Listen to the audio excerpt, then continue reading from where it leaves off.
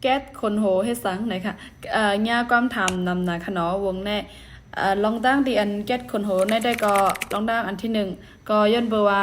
เหมือนดั้งหมู่คนโหนะอะล่ะให้ก็กำใส่สีเมียวเมียวให้ก็จุขึ้นแก๊ส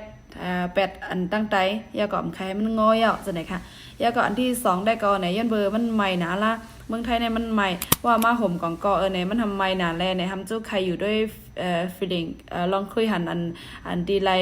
กองกอปังๆให้ก็ล่มดีหิวๆซะน่ะอันนี้เป็นข้อที่สองค่ะแล้วก็อันที่สามได้ก็ใครอยู่ด้วยสไตล์แนบอย่างที่เอ็นเจ้ากับยำอยู่มาเหมือนตั้งและยำพูดด้วยจิจิมมันว่ามันเป็นจังหือให้ก็ว่าเจ้าเก่าที่มือถือพ่องกับนั่นได้อยู่ด้วยเพราะว่าอายุเขาใหญ่มากยาวเลยสังห้าเนี่ยมันก็ได้อยู่แลบนั่นค่ะนะกับนั่นได้อยู่ด้วยเนี่ยได้มี3ลองตั้งอันนี้ค่ะกำพองก็ลัดว่าแลบยาวนั่นค่ะเนาะห้อยตัวเทอีกนึงพอมันยาวมันก็ขึ้นย่อยเหมือนเก่าตัวทบก็เข้มนะเพราะว่าเฮาใส่คนโหอ่ะฉะนั้นเลยสังห้าในเจียวเฮียงเบแจวอ่ะเฮาอับกำไรก็สายจอมกำนันให้แน่โอ้มันโอเคอ่ะแล้วก็เพราะว่าเป็นคนโหยาวในซ้ำเนี่ยเฮาหลกกว่าเน็ตเนี่ยก็เฮามาใส่คนโหก็คนโหเฮาต้องนั่นแห้งนั่นน่ะนี่ก็คนโหปอดได้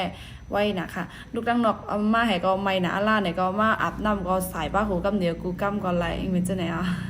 เอาค่ะยินโจมตีอันถามว่าค่ะตอบมันเขาถามยาวค่ะนะ